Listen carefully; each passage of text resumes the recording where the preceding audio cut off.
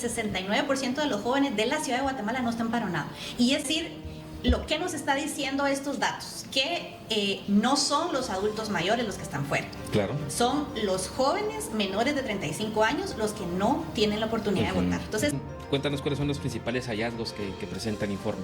Ya, contarte un poco, ustedes lo van a ver en el video, pero el tablero nos permite identificar la brecha, ¿verdad? Que sería el total de personas que no están empadronadas y que ya tienen derecho porque ya tienen su DPI.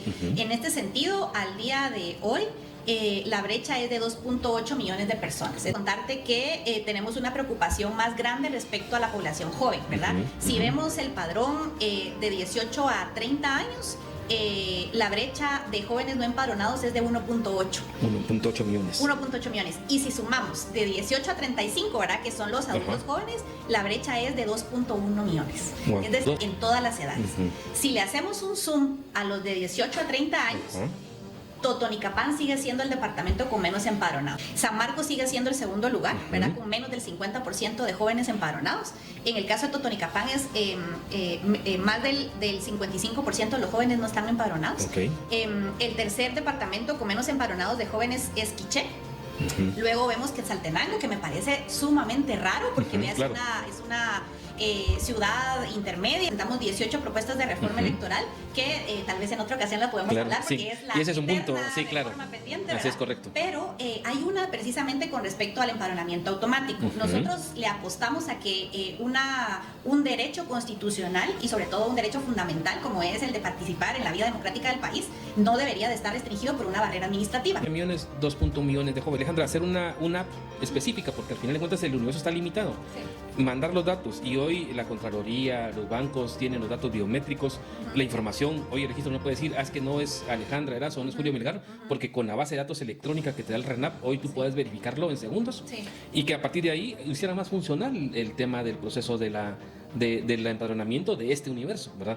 Que es el que yo creo que es el que, digamos, amerita un esfuerzo adicional. Y lo otro será ya los otros esfuerzos de reglamento y del empadronamiento.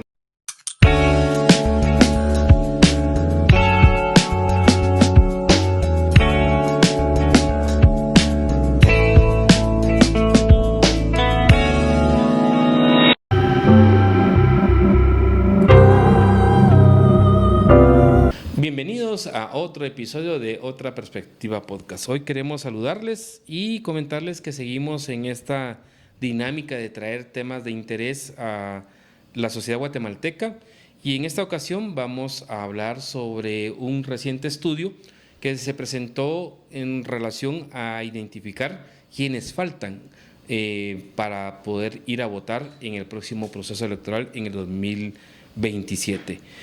Hoy tengo como invitada a María Alejandra Erazo, quien es abogada y notaria, egresada de la Universidad de San Carlos de Guatemala y además es magíster en Gobernabilidad y Gestión Pública por el Instituto Universitario de Investigación José Ortega Gasset y de la Universidad Complutense de Madrid, España.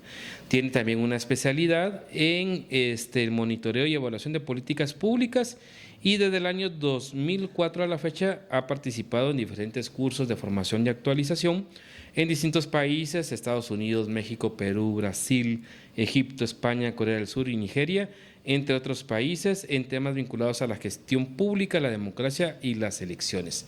Tiene más de 18 años de experiencia de trabajo en temas relacionados con la democracia, con elecciones, con transparencia, en rendición de cuentas, fortalecimiento institucional y fiscalización. De igual forma, ha estado trabajando para Naciones Unidas, USAID, para el gobierno de Guatemala, organizaciones de sociedad civil e instancias de cooperación internacional en el caso de países como México o en el Triángulo Norte de Centroamérica. Y también ha liderado esfuerzos de cooperación internacional para fortalecer capacidades de instituciones nacionales, incluyendo el Tribunal Supremo Electoral, la Contraloría General de Cuentas, el Ministerio de Finanzas Públicas, la SAT, la Comisión Presidencial de Gobierno Abierto y Electrónico y la Comisión Nacional contra la Corrupción.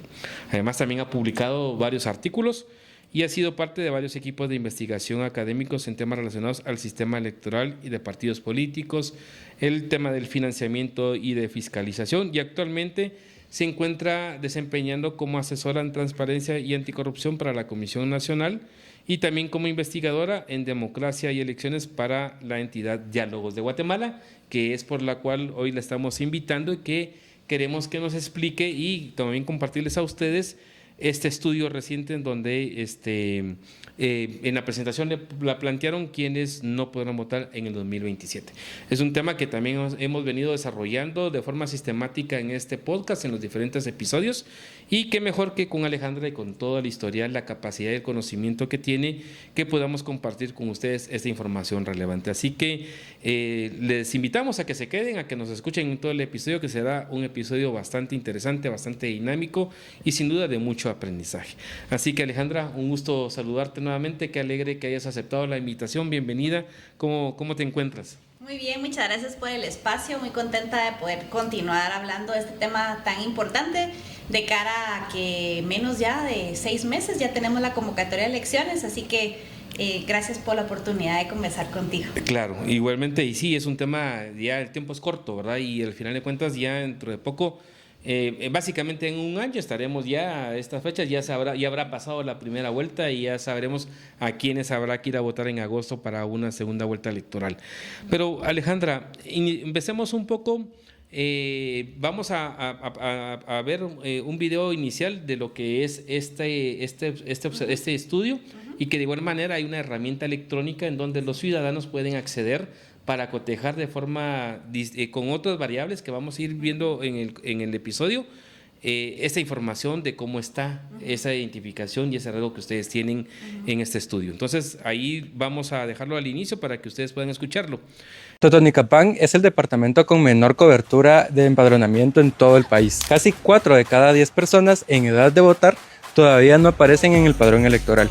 Y hay municipios donde la situación es aún más grave. Para conocer estos datos, usamos el tablero de empadronamiento de Democracia 360, una herramienta de diálogos que cruza los registros oficiales del Tribunal Supremo Electoral y del RENAP para responder a la pregunta ¿quiénes no podrán votar en las elecciones de 2027? El dato que más llama la atención está en las juventudes. Entre los 18 y los 25 años, solo el 54% de los jóvenes están empadronados. Si sumamos hasta los 30, ahí se concentra el 65% de toda la brecha del país. Pero te preguntaría ya en la parte esencial, ¿qué es lo que de una u otra manera motivó a generar este estudio y esta herramienta, este tablero electrónico?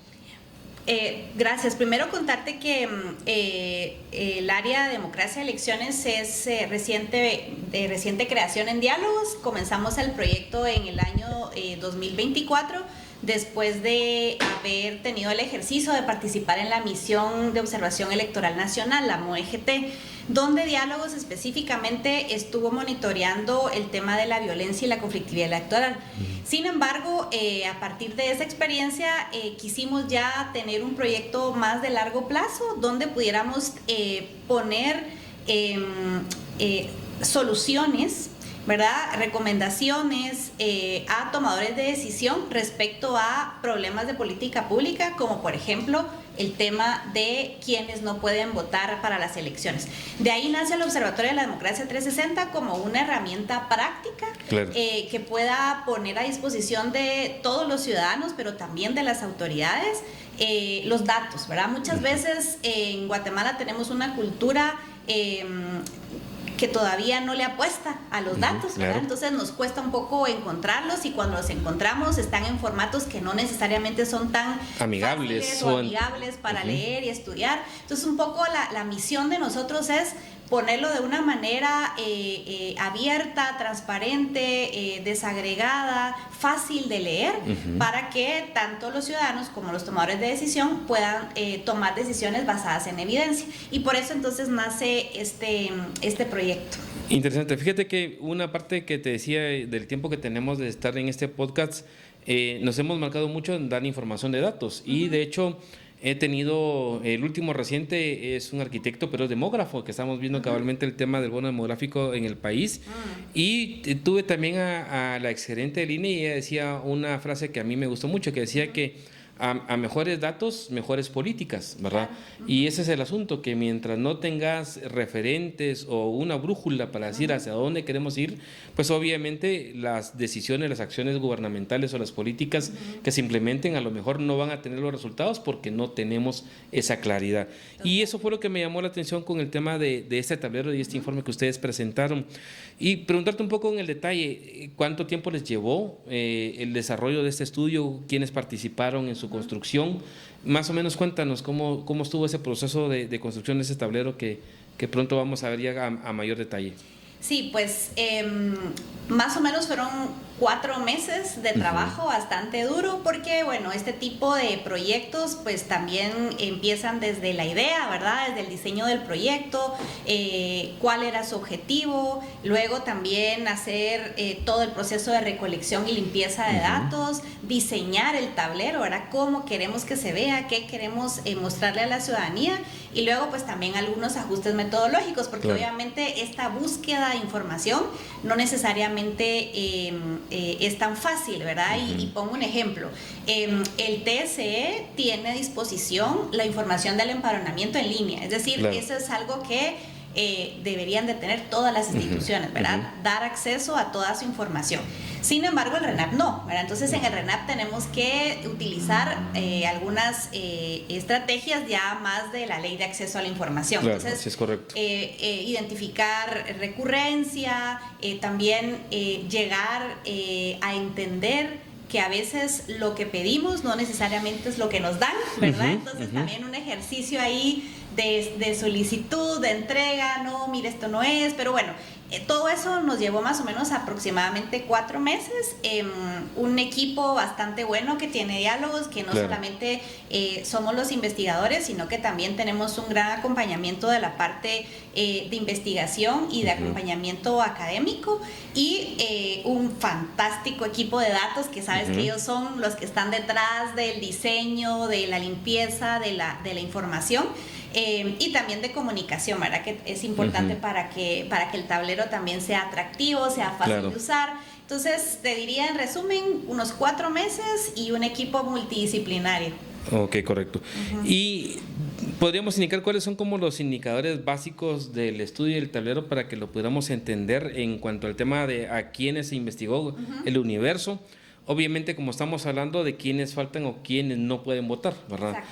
Y en esta lógica partimos de que en nuestra Constitución y las leyes determinan que pueden votar las personas mayores de 18 años, y el otro elemento que ahí hay ese es un debate, es que efectivamente estén empadronados, ¿verdad? Que es otro como un paso adicional para que efectivamente participen. Entonces, cuéntanos un poquito sobre ese universo, sobre esa categoría de las personas de mayor edad, los de mayores de 18 años, los que están empadronados, y cuáles son como esos principales indicadores que vamos a encontrar en el tablero. Sí, precisamente nuestro universo, como tú bien dices, nos basamos en las personas que constitucionalmente tienen el derecho a poder ejercer el voto, ¿verdad? Claro. Porque es un derecho en nuestro país. Entonces, nuestro universo son las personas mayores de 18 años, que es un dato que nos lo proporciona el Registro Nacional de las Personas, y la forma en que tenemos de delimitar este universo es que son personas a las que ya se les haya entregado su DPI. Su DPI, ¿verdad? Porque correcto. también tenemos un pequeño universo de personas que, a pesar de que ya hicieron su trámite, no recogen su DPI. Y también delimitamos personas que pues no esté reportada una defunción, por ejemplo, ¿verdad? O una muerte presunta asociada. Entonces, nuestro universo son las personas que están debidamente registradas en el RENAP.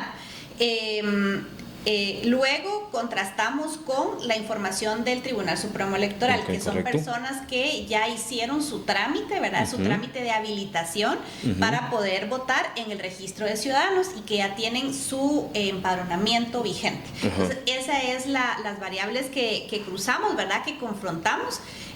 Como te decía, la información del Tribunal Supremo Electoral la extraemos diariamente, porque tenemos pues todo un proceso en el que podemos ir recolectando la información del TSE diario.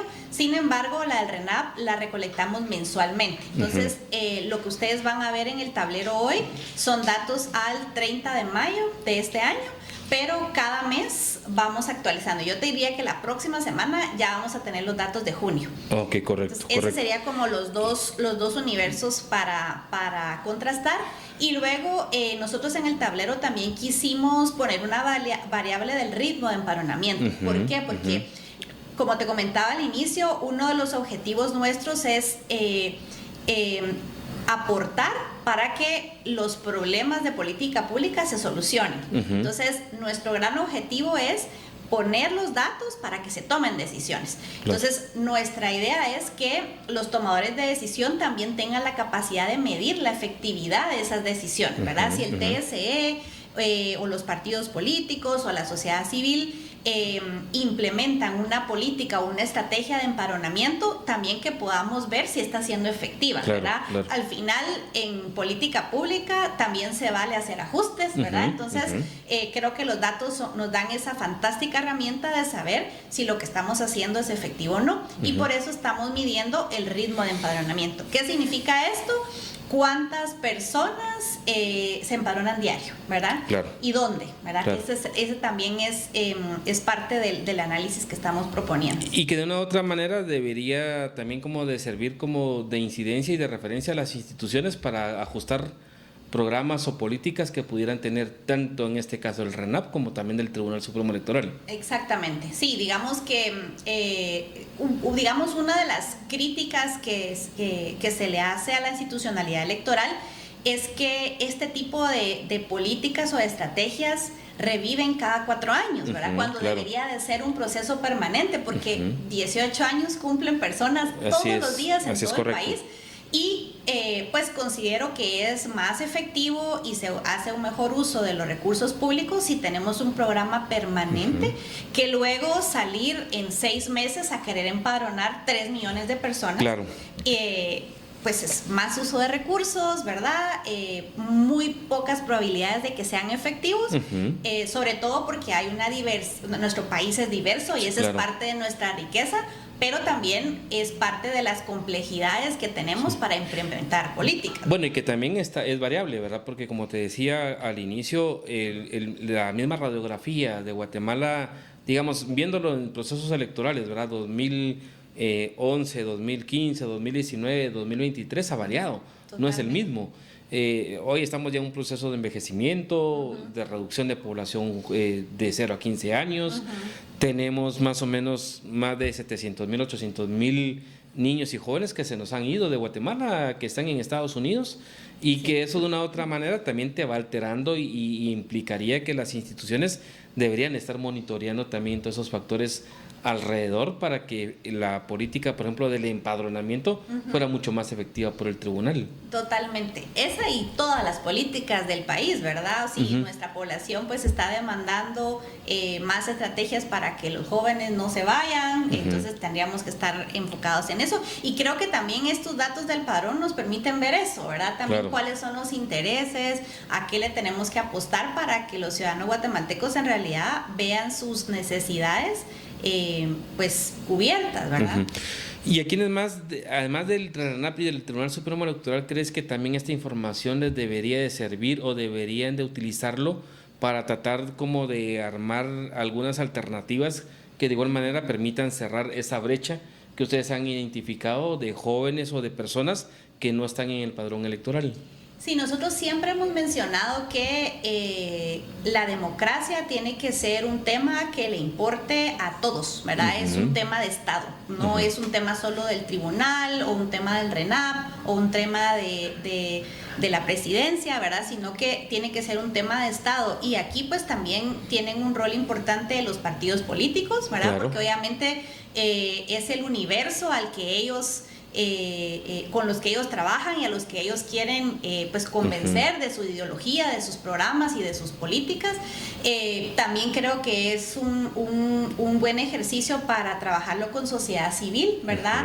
Hay muchas organizaciones de sociedad civil que trabajan con jóvenes, por ejemplo, organizaciones de base comunitaria, que si al final el deseo de las organizaciones de sociedad civil es que sean escuchadas, que sea más participativo, pues también estos jóvenes tienen que tener la oportunidad mínima mínima de votar, ¿verdad? Hay otras formas de participar, pero lo mínimo debería de ser poder tener el derecho de decidir el rumbo del país. Claro. Bueno, y también creería yo que las organizaciones de jóvenes también deberían ser las primeras también en utilizar esta información, que no es lo mismo. Hay de decir para los invitados, a Alejandra la conozco desde hace algunos años en la universidad. Y obviamente, ¿verdad? La información de estos datos en los tiempos en que tú eras estudiante o estábamos en la universidad no es la misma, y creo yo que eso también a las organizaciones de jóvenes les serviría para también salir de esta dinámica que también hay de que no solo se les use nada más como un referente, sino que haya mayor incidencia en el desarrollo de la política o de las propuestas, ¿verdad? Totalmente. Y sabes algo también, que hay algunos mitos, ¿verdad? Pero yo creo que están no justificados, pero son entendibles cuando hacemos estos tipos de análisis más a nivel urbano, ¿verdad? Claro. Decimos, no, si hay muchos jóvenes y todos quieren participar, pues no necesariamente, ¿verdad? Cuando ya vemos los datos, claro. Si un joven ni siquiera tiene la intención o el interés de empadronarse, hay muy pocas probabilidades que también tenga interés en otros problemas de política pública, ¿verdad? Claro. Entonces, también poder ver este tipo de análisis a nivel rural, ¿verdad? Y conocer también que hay territorios en nuestro país que no necesariamente piensan como piensan las urbes, ¿verdad? Claro, entonces, así es correcto. Esto también nos puede ayudar a dar algunas luces de cómo llegar a esas otras juventudes también. Correcto. Bueno, y ahora compartámosle a quienes nos están escuchando cuáles son como los resultados que presenta este estudio y el tablero. Cuéntanos cuáles son los principales hallazgos que presenta el informe. Ya, contarte un poco, ustedes lo van a ver en el video, pero el tablero nos permite identificar la brecha, ¿verdad? Que sería el total de personas que no están empadronadas y que ya tienen derecho porque ya tienen su DPI. En este sentido, al día de hoy, la brecha es de 2.8 millones de personas. 2.8 millones. 2.8 millones de personas que no están empadronadas, ¿verdad? Entonces, ese ya es un hallazgo bastante fuerte. Sin embargo, contarte que tenemos una preocupación más grande respecto a la población joven, ¿verdad? Si vemos el padrón de 18 a 30 años, la brecha de jóvenes no empadronados es de 1.8. 1.8 millones. 1.8 millones. Y si sumamos de 18 a 35, ¿verdad? Que son los adultos jóvenes, la brecha es de 2.1 millones. Wow. Es decir, lo que nos está diciendo estos datos, que no son los adultos mayores los que están fuera. Claro. Son los jóvenes menores de 35 años los que no tienen la oportunidad de votar. Entonces, para mí ese es uno de los hallazgos más importantes, y esto te estoy hablando a nivel general. Esta es la radiografía, digamos, nacional. Sin embargo, hay algunos territorios que sí vale la pena hacer un zoom, ¿verdad? Y poder empezar a ver qué es lo que está pasando. Si nos vamos en los datos a nivel general, el top 5 de los departamentos con menos empadronados son Totonicapán, San Marcos, Jutiapa, Jalapa y Quiché, a nivel nacional en todas las edades. Si le hacemos un zoom a los de 18 a 30 años, Totonicapán sigue siendo el departamento con menos empadronados. Claro. Para mí, digamos, Totonicapán debería tener una estrategia específica, ¿verdad? Para ver qué está pasando y cómo hacemos que los jóvenes se empadronen. San Marcos sigue siendo el segundo lugar, ¿verdad? Con menos del 50% de jóvenes empadronados. En el caso de Totonicapán es más del 55% de los jóvenes no están empadronados. El tercer departamento con menos empadronados de jóvenes es Quiché. Luego vemos que Quetzaltenango, que me parece sumamente raro porque es una ciudad intermedia, ¿verdad? Donde hemos visto que pues por lo menos en las manifestaciones del 2015, el 2023, vimos a un Quetzaltenango bastante activo. Sin embargo, es interesante saber qué está pasando con los jóvenes ahí, ¿verdad? ¿Por qué no estamos conectando con ellos? Y luego Jalapa, ¿verdad? Que también no es un departamento que usualmente sale, ¿verdad? En las alertas sobre temas de participación política, pero entonces te diría que Totonicapán, San Marcos, Quiché, Quetzaltenango y Jalapa serían los 5 departamentos a los que más deberíamos de ponerle atención. Claro. Y luego hay comportamientos interesantes respecto a los municipios. ¿Verdad? Pero y solo en este dato de los departamentos, porque al final de cuentas, marcando esta lógica de jóvenes, de joven adulto, ¿verdad? También cómo está el tema del comportamiento hombre-mujeres. ¿Tienes algún dato de también cómo está este elemento de hombre-mujeres en este segmento? Si hay más, menos hombres o mujeres, donde está la brecha. Sí, mira, a nivel nacional, lo voy a hacer en vivo acá para correcto. darte el dato correcto y al día de hoy.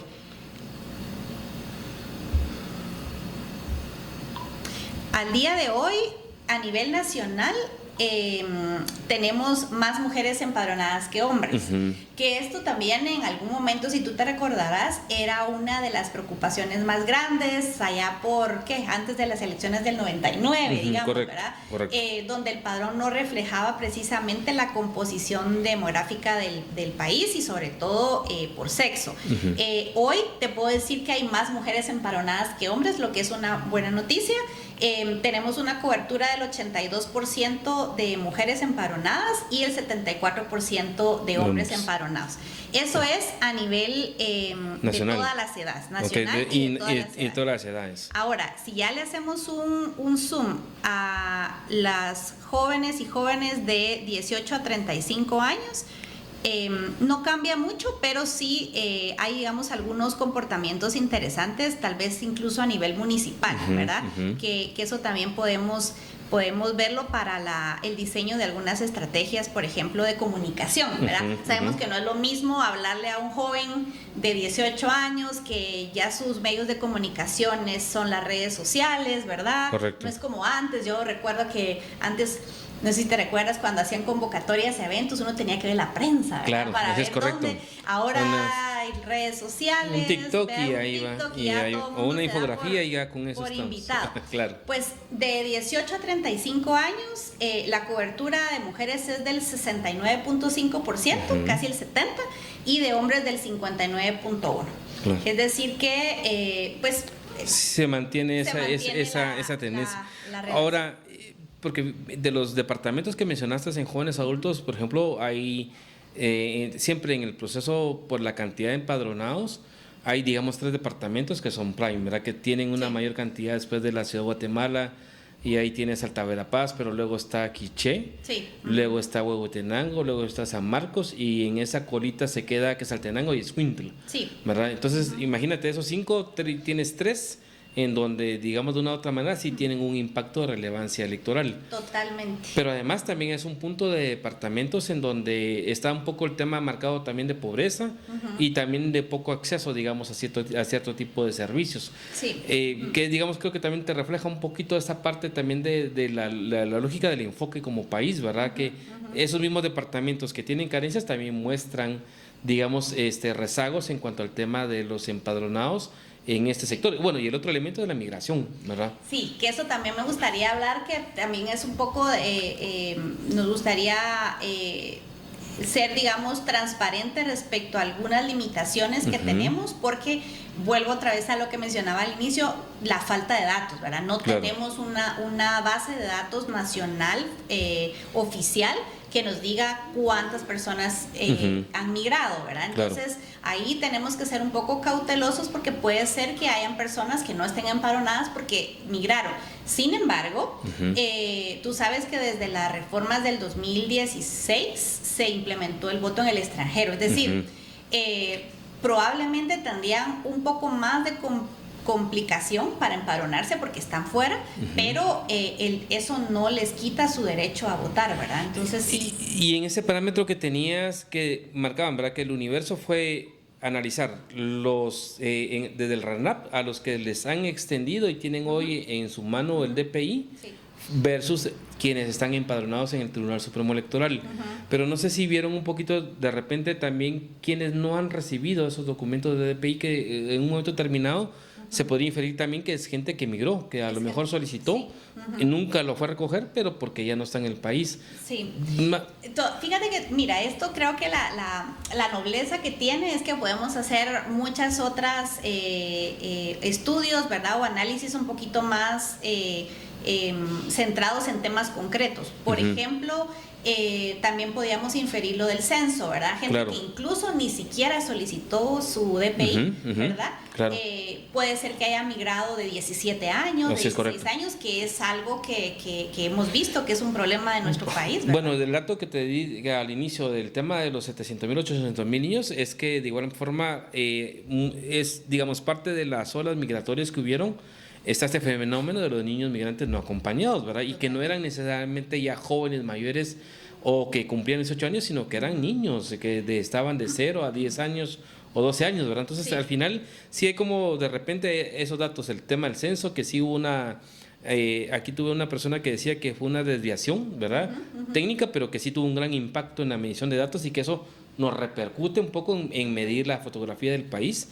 Y el otro elemento que te decía es de repente los que fueron a tramitar su DPI, pero no han ido a recogerlo, ¿verdad? Que podría marcar todavía un margen mayor a esos 2.1 millones que tú señalas en el reporte. Sí, digamos, aquí lo que nos permite ver es que hay problemas, digamos, más profundos que tienen que ver con temas más estructurales de país, pero nos quisimos concentrar en los que ya tenían su DPI. Claro. Porque la verdad creemos que este universo, la institucionalidad ya no tiene excusa. Claro, ¿entiendes? O sea, no puede decir, es que se fue de niño no acompañado y entonces no sabemos dónde está. No nos puede decir, pues está en el extranjero, en un estado donde no tiene cerca un consulado. Esta es gente que tiene su DPI en la mano. Claro. ¿verdad? Entonces, mínimamente, esta brecha no debería existir. Claro.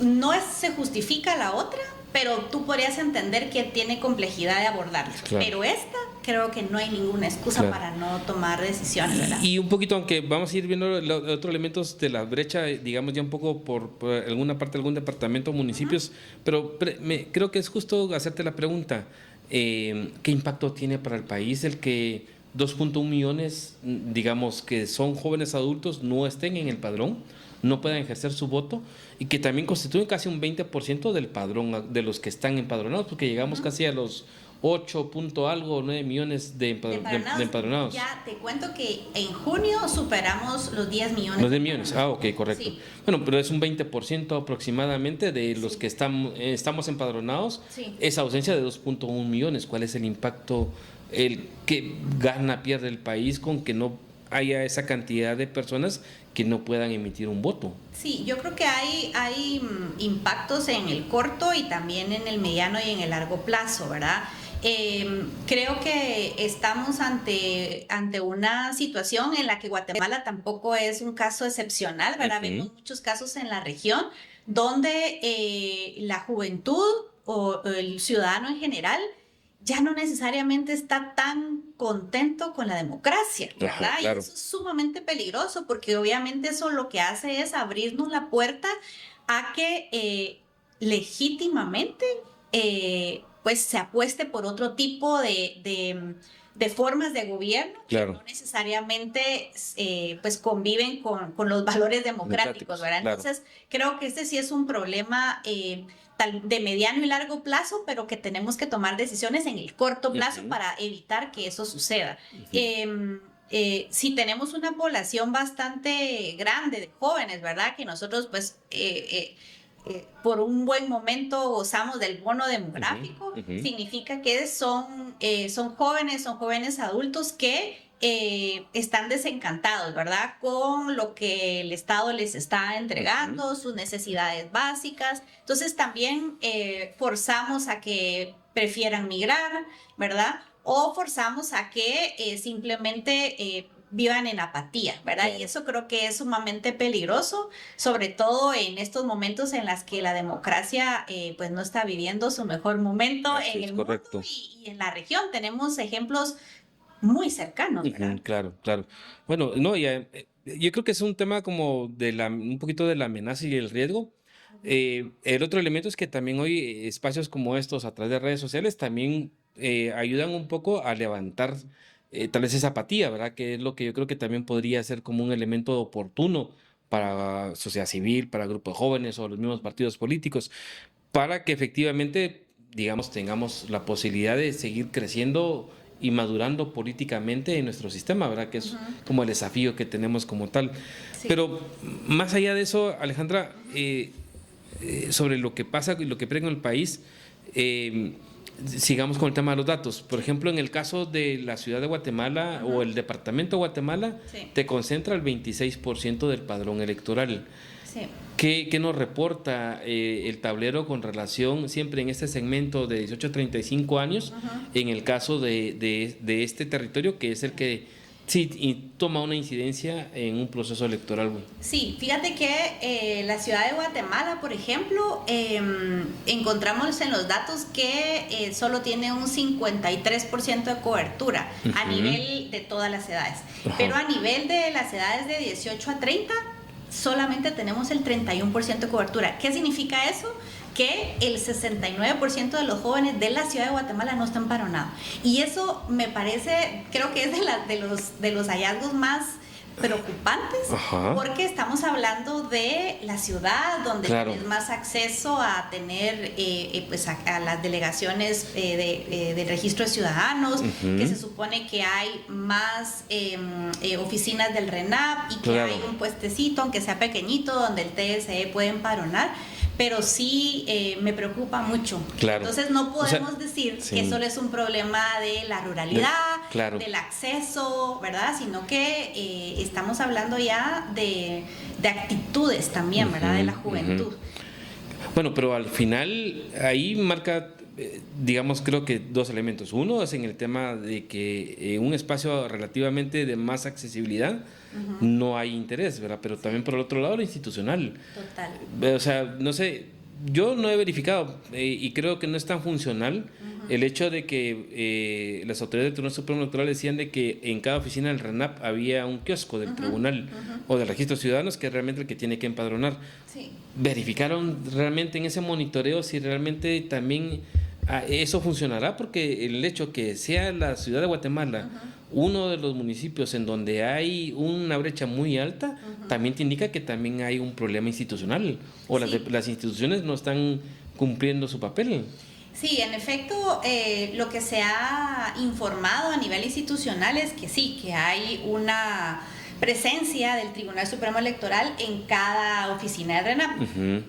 Nosotros no tuvimos dentro del proyecto contemplado hacer verificaciones in situ, que podría ser algo interesante que como una segunda fase, ¿verdad?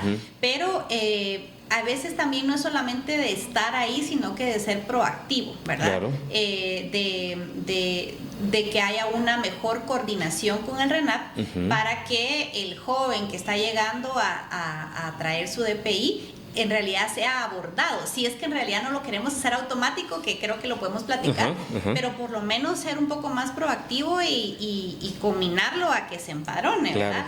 Y la verdad es que no entendemos cómo no puede haber esta comunicación cuando el TSE es parte de la gobernanza del RENAP y no solamente es parte, preside, ¿verdad? La Junta Directiva del RENAP. Entonces debería, digamos, según lo que yo vería, el RENAP también debería de estar al servicio del TSE, ¿verdad? Claro.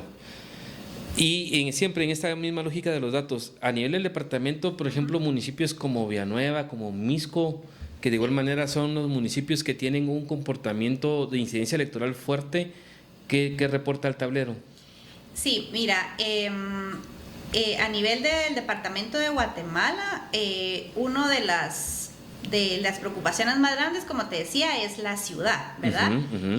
Pero luego, a nivel de municipio, esto lo estoy haciendo en vivo, por eso pues lo más grave es Guatemala. En segundo lugar está San Raimundo, con una cobertura del 64%, y luego está Amatitlán con el 65% y Choarrancho con el 67%. Creo que la gravedad está en la ciudad de Guatemala. En la ciudad de Guatemala. Ajá. Y luego hay algunos comportamientos que sí me gustaría de una vez comentarles, porque es parte también de de las limitaciones metodológicas que tenemos y que también queremos ser claras de que hay que hacer las lecturas con cautela, ¿verdad? Correcto.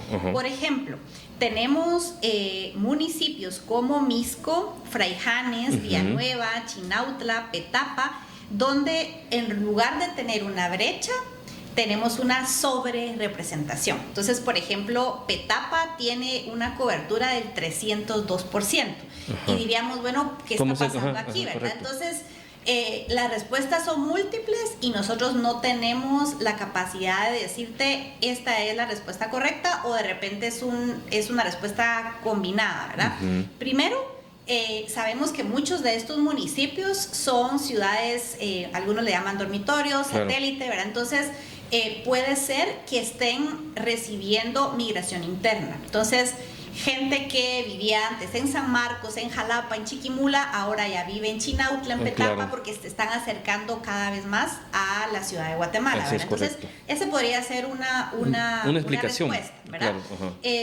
La otra es el acarreo de votantes, pero no tenemos forma de saberlo, ¿verdad? Entonces, por eso lo decimos en la nota metodológica, que tendríamos que hacer un estudio, digamos, ya muy focalizado para saber qué es lo que está pasando ahí.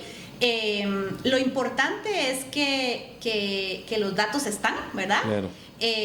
Y que pues sí, creo que en temas de prevención de la violencia y la conflictividad, estos son elementos que se tienen que tomar en cuenta, porque luego esa percepción del acarreo viene precisamente por este tipo de situaciones, ¿verdad? Entonces, pero si lo sabemos, si lo abordamos y lo hablamos abiertamente, yo creo que las probabilidades de gestionar el conflicto pueden ser mejores, ¿verdad?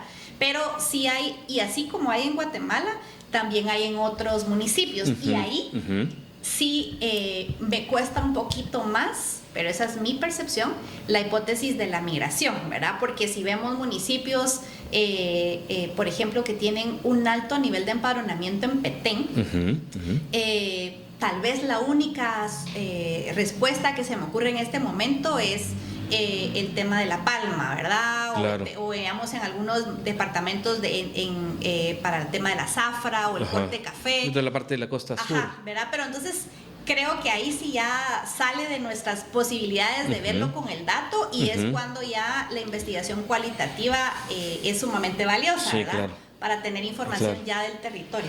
Y solo se me da una curiosidad para ir terminando esta parte de los datos. En el caso del departamento de Alta Verapaz, que es uno de los departamentos que de igual manera te decía tiene una importancia electoral muy fuerte, pero también hay muchos indicadores de pobreza, ruralidad, y que me llamó la atención que no está dentro de los 5, donde hay una brecha más alta, ¿verdad? En cuanto al tema de particularmente de jóvenes adultos de 18 a 35 años. ¿Qué reporta el tablero con Alta Verapaz? Alta Verapaz tiene una cobertura del 67%, ¿verdad? Claro. O sea, sí hay esto de 18 a 35 años. Y digamos los municipios con menos empadronados son Chisec, Panzós, Cobán y Fray Bartolomé de las Casas. Claro. Pero el que menos empadronados tiene de jóvenes tiene una brecha más o menos del 53%. O sea, sí es importante, sí hay que hacer algunas estrategias ahí, pero sí hay municipios que tienen. Por ejemplo, Santa Cruz Verapaz tiene casi un 89% de cobertura, significaría que está incluso sobre el promedio nacional, ¿verdad?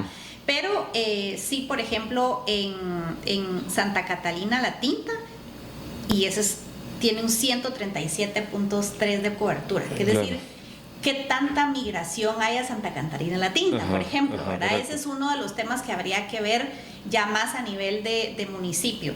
Y obviamente Rayujá, que sí tiene una cobertura bastante grande, pero también tenemos una complejidad porque son municipios nuevos también, ¿verdad? Así es, correcto. Entonces ahí el RENAP no tiene un registro histórico de nacidos. Entonces ahí digamos que se distorsiona un poco el tema de la cobertura.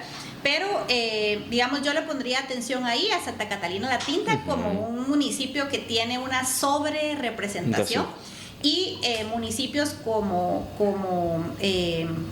Chisec, que sí tienen una cobertura bastante pequeña todavía. Bueno, ¿verdad? sí, no, y en el caso de Alta Verapaz, Chisecobán son municipios amplios, prime, y que también determinan.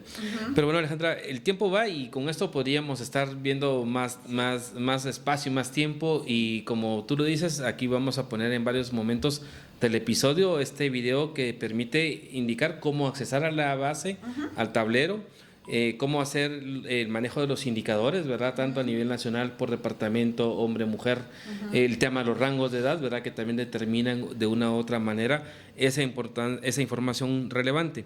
Ingresa a democracia.dialogos.org.gt y dirígete a la sección de visualizaciones. Ahí encontrarás el tablero de monitoreo de la brecha de empadronamiento. En el mapa puedes visualizar la cobertura de empadronamiento por departamento y hacer clic en cada territorio para ver el detalle.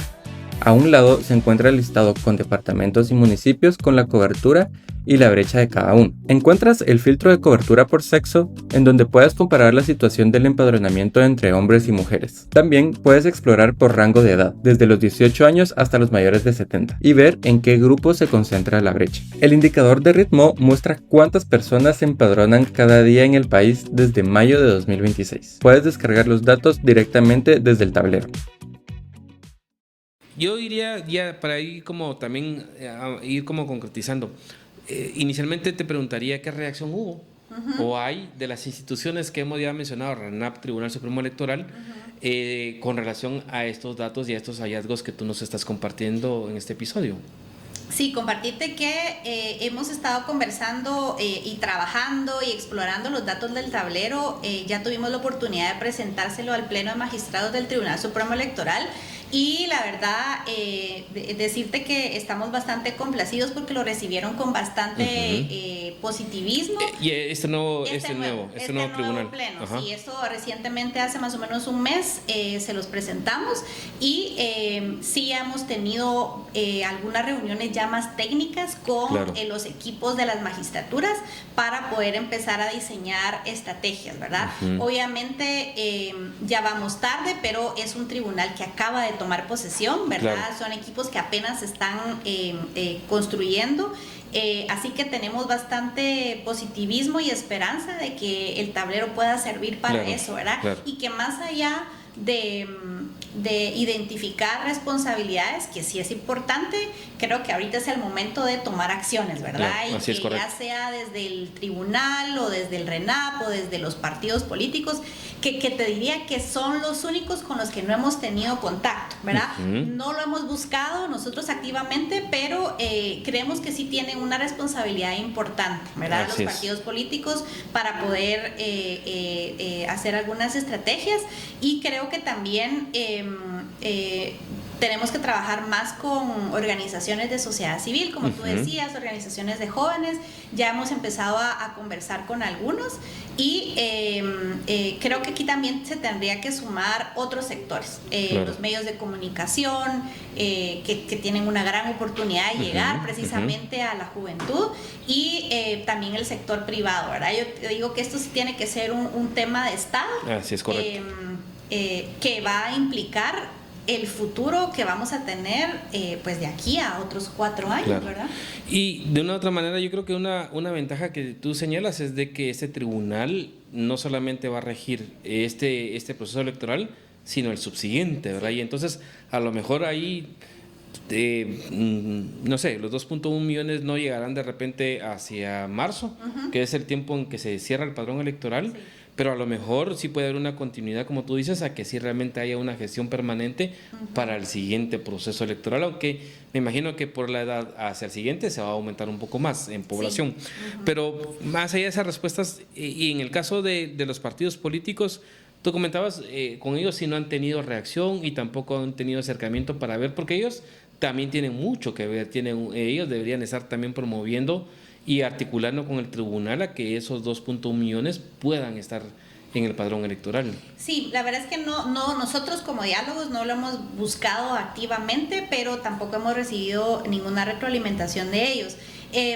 Aquí digamos que quisiera como poner sobre la mesa algunas reflexiones también relacionadas a el tema del empadronamiento, y deviene precisamente de unas propuestas que como diálogos presentamos en el marco de la Comisión de Actualización y Modernización Electoral, la CAME. Nosotros presentamos 18 propuestas de reforma electoral que tal vez en otra ocasión la podemos hablar, porque es la y ese es un punto, reforma pendiente, ¿verdad? Así es, correcto. Pero hay una precisamente con respecto al empadronamiento automático. Nosotros le apostamos a que un derecho constitucional y sobre todo un derecho fundamental como es el de participar en la vida democrática del país no debería de estar restringido por una barrera administrativa, ¿verdad? Que es básicamente tener que acudir presencialmente a una sede y hacer la gestión. Nosotros, como algunas más organizaciones, le estamos apostando al empadronamiento automático, que hay dos vías de verlo, ¿verdad? Una, la vía legal, ¿verdad? De hacerlo vía una reforma a la ley electoral y de partidos políticos. Correcto. Pero nosotros creemos que se puede hacer por una vía más institucional, un acuerdo ya, una reforma al reglamento a la ley electoral y de partidos políticos para poder comunicarse mejor con el RENAP y poder facilitarle a los jóvenes un empadronamiento automático.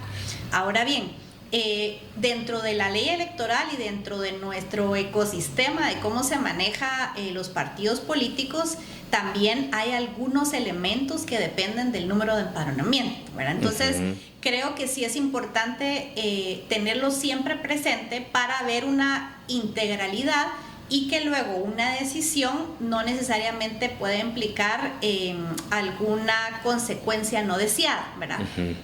Y aquí me voy a platicar de los partidos políticos. Hacia el futuro, ¿verdad? El número de empadronamiento también te define los mínimos de afiliados que tiene que tener un partido político. Así es, correcto. ¿Verdad? Entonces, si nosotros aumentamos de la noche a la mañana 3 millones de personas, ese mínimo tiene un impacto. Tiene un impacto, ¿verdad? En los partidos políticos. Entonces, yo no lo veo mal, ¿verdad? Porque podemos verlo desde dos puntos de vista. O si lo hacemos bajo la vía reforma legal, hablarlo y decir, bueno, la barrera se baja, por ejemplo, ¿verdad? Entonces, no voy a restringir un derecho por miedo a tener que tener más afiliados, ¿verdad? Puedo bajar la barrera.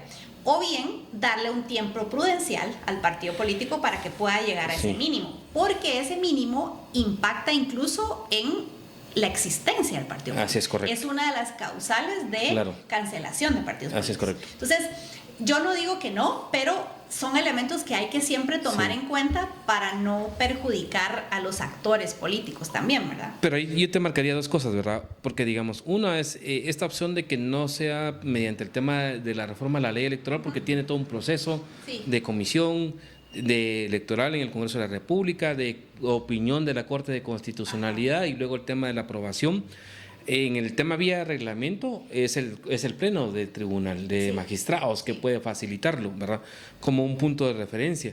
Y el otro elemento es que a lo mejor con relación al tema de los rangos que se necesitan para que un partido político tenga existencia, digamos, si hay un partido que sí tiene representación en el Congreso y el tribunal generalmente sí le da un margen de tiempo para que llene esa cantidad de afiliados mínimos, creo yo que no sería tanto el problema. El asunto es un poco en la complejidad de los nuevos partidos políticos, que ese es otro punto que, como tú dices, nos da para otro episodio en cuanto al tema de cómo hacemos para o seguir en esa fragmentación de nuestro sistema o hacer algún cambio también a que haya techos mínimos, pero articulación para que efectivamente tengamos agrupaciones políticas más representativas y no esa cantidad de dispersión que vamos a tener hasta el siguiente proceso electoral, ¿verdad? Eso creo yo que es un punto... Es un punto válido y precisamente la idea no es...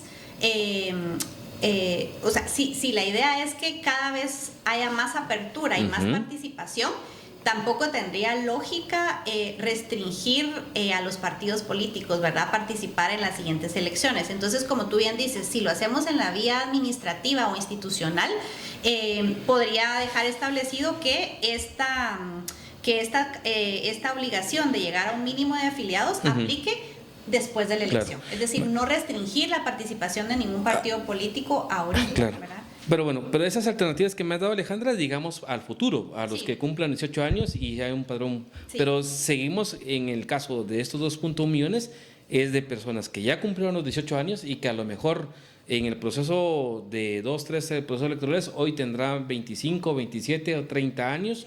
O irá a rondar a los 35. ¿Qué hacer con ese segmento de población? Porque de una u otra manera, Sí. como tú lo decías, el tribunal participa en el RENAP, Sí. dirige el RENAP, o sea, y debería estar al servicio de Sí. la dinámica electoral. Sí. ¿Qué alternativas tecnológicas crees que, o qué alternativas creen ustedes que deberían de utilizarse porque ya se sabe el universo? O sea, esos 2.1 millones, el RENAP sabe dónde están, dónde se ubican, qué número de teléfono tienen para que de repente les pudiera llegar un mensaje del registro de ciudadanos o del RENAP. No, ¿qué crees tú que debería de institucionalmente implementarse para que esos 2.7 millones en global y 2.1 millones en la parte de jóvenes realmente sí entren al padrón electoral? Sí, mira, hay dos formas de empadronamiento. Uno es presencial y el otro, el tribunal había dispuesto el empadronamiento vía la página plataforma, web, sí, ¿verdad? claro. Sin embargo, lo que hemos analizado es que la página no es nada amigable. No es funcional. ¿verdad? Sí, No es yo lo he funcional. visto y lo he practicado con jóvenes y realmente no es funcional. Tú sabes que ahora los jóvenes tienen una forma muy peculiar de manejar las redes sociales y los dispositivos electrónicos. No le puedes pedir que genere un usuario, que espere 3 días, que le vaya a llegar un correo, que luego lo confirme, luego entre, la página se cae. Así es. Entonces, O que tengas que ir a la delegación confirmando el A correo tipo verificar. SAT y cuando las delegaciones solo te trabajan de 7 a 3 de la tarde y en algunos lugares ni siquiera las abren entre sí. semana. Entonces, una acción concreta y en el corto plazo sería mejorar esa página web, diseñarla pensando en precisamente este grupo, este segmento de población, ¿verdad? Que son los jóvenes de 18 a 35 años. Ese creo yo que es una acción que puede hacer el tribunal inmediatamente y tiene, pues ahora ya el Congreso ya le dio presupuesto para preparar y organizar las elecciones. Esto creo yo que es uno de los pilares, ¿verdad? De preparar las elecciones, así que financiamiento hay. Segundo, yo sí diría apostarle a la reforma del reglamento de la ley electoral para poder conversar, digamos, de una manera con el RENAP y hacer más fácil el procedimiento de empadronamiento. Tercero, reforzar hasta el cansancio las campañas de comunicación, pero focalizadas a los segmentos y a las poblaciones que tenemos. Va a ser difícil que logremos llegar a esos 2.8 millones de personas en tan poco tiempo. Pero tienes la ruta por lo menos de este ranking de los 5 departamentos en donde hay la brecha es más alta, ¿verdad? Sí. Y el otro tema es, yo como te digo, este tema lo he planteado y como en manera personal a veces también he tratado de como plantear algunas ideas para que efectivamente, como tú lo dices, como Estado realmente logremos tener la mayor cantidad de gente que pueda votar. Y por ejemplo, yo le planteaba a un magistrado que anteriormente era secretario y le decía, mira, hoy se puede armar con una plataforma, porque al final de cuentas, bueno, tienes un universo, 2.7 millones, 2.1 millones de jóvenes. Alejandra, hacer una app específica, porque al final de cuentas el universo está limitado. Sí. Mandar los datos, y hoy la Contraloría, los bancos tienen los datos biométricos, la información. Hoy el registro no puede decir, es que no es Alejandra Erazo, no es Julio Melgar, porque con la base de datos electrónica que te da el RENAP, hoy tú puedes verificarlo en segundos, y que a partir de ahí hiciera más funcional el tema del proceso del empadronamiento de este universo, ¿verdad? Sí. Que es el que yo creo que es el que, digamos, amerita un esfuerzo adicional. Y lo otro será ya los otros esfuerzos de reglamento y del empadronamiento automático permitiría para los nuevos jóvenes que adquieran la mayoría de edad para que se les facilite el tema de su participación electoral. Y creo yo que no es ni es tan complejo tecnológicamente ni tan caro tampoco que nos digan como un TREP, ¿verdad? Que digan cuesta tanto plata para realmente tener este proceso de efectividad en lograr que esta brecha que ustedes están reportando en el tablero efectivamente ejerza su derecho como ciudadanos legítimos. Sí, sí, nosotros creemos que hay que apostarle a una solución bastante compleja y completa, digamos, ¿verdad? Que va entre comunicación, también obviamente no todos los jóvenes tienen acceso a un dispositivo, sobre todo en las áreas rurales, pero ahí entonces focalizar las jornadas, ¿verdad? O articular con los alcaldes para que te faciliten los procesos. Entonces, creo que esta herramienta nos puede y les puede permitir saber en qué municipios le vamos a apostar más a una jornada presencial, a qué municipios le vamos a apostar más a un tema de redes sociales,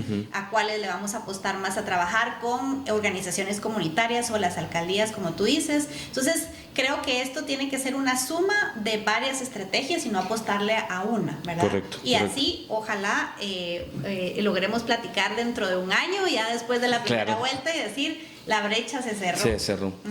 Bueno, Alejandra, ya como para ir finalizando, yo te marcaría dos preguntas. Una es, ¿qué cambiaría en el escenario? Si en Guatemala, independientemente del tema de partidos, de la forma de elección o la oferta electoral, lográramos tener que esos 2.7 millones o 2.1 millones de personas estuvieran en el padrón. ¿Cuál sería el beneficio que tendríamos como país? Y la otra es, ¿cuál sería como tu reflexión final sobre los desafíos que tenemos en esta temática para los siguientes años? Sí, yo creo que uno de los beneficios que tendríamos es que primero estaríamos respetándole a 2.8 millones de personas su derecho constitucional de ejercer el voto, claro, que es importante, ¿verdad?, de que ellos puedan tener la oportunidad de votar. Segundo es que también creo que el resultado de los procesos electorales también nos permiten repensar qué sistema político electoral tenemos, ¿verdad? Lo mencionábamos fuera del aire, todo el fenómeno del voto nulo, por ejemplo, así es, correcto, ¿verdad? Que también da para mucha conversación, pero significa que hay algo que no le está respondiendo el sistema político actual a la población, ¿verdad? Y eso también nos permitiría identificar hacia dónde tenemos que ver esas grandes reformas estructurales de nuestro sistema. Y la segunda pregunta, ¿me recuerdas? Los desafíos. Los desafíos. Sí, ahora creo que el desafío más grande que tenemos es el tiempo, ¿verdad? Claro. Lamentablemente esta conversación la tendríamos que haber tenido hace mucho. Como te digo, la idea hubiera sido que tuviéramos un proceso permanente, ¿verdad?, de empadronamiento. Sabemos que el Tribunal Supremo Electoral no la tuvo fácil, ¿verdad? Hubo muchísimas complicaciones postelectorales que pues no le permitieron trabajar, pero tenemos ese desafío del tiempo, pero tenemos una oportunidad, tenemos una magistratura nueva, ¿verdad? Claro. Creo que hay, si en algo tenemos consenso los distintos sectores, es que tenemos que apostarle a la democracia. Claro. Entonces, aprovecharnos de eso, ¿verdad? De que distintos sectores de la sociedad civil queremos apostarle a que haya más participación, y creo que esa es una oportunidad que tiene la nueva magistratura de apoyarse y de no sentirse solo en esta misión que tienen de abrir, de claro, cerrar la brecha, ¿verdad? Bueno, Alejandra, yo quisiera primero felicitarles, ¿verdad?, en el proceso de la creación del observatorio, de la plataforma. A diálogos en particular, como te decía, yo creo que los datos son importantes, y ya viste todos los elementos que da esta herramienta, que sí es necesario que hayan acciones políticas y decisiones de parte del Tribunal de RENAP y de partidos y otras entidades más. Segundo, tomarte la palabra, porque creo que hay otros datos, ¿verdad?, sobre todo acá el tema del proceso electoral. Cuáles son esos desafíos de ese modelo de sistema electoral que tenemos.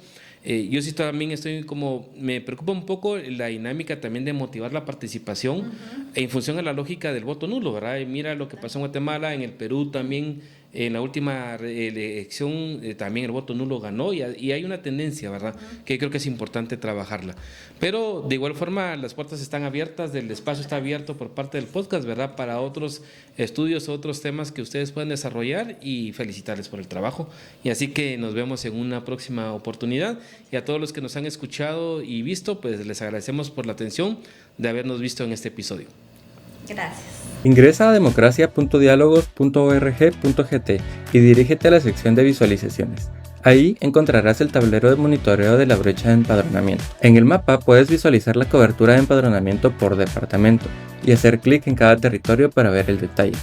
A un lado se encuentra el listado con departamentos y municipios con la cobertura y la brecha de cada uno. Encuentras el filtro de cobertura por sexo, en donde puedes comparar la situación del empadronamiento entre hombres y mujeres. También puedes explorar por rango de edad, desde los 18 años hasta los mayores de 70, y ver en qué grupo se concentra la brecha. El indicador de ritmo muestra cuántas personas se empadronan cada día en el país desde mayo de 2026. Puedes descargar los datos directamente desde el tablero.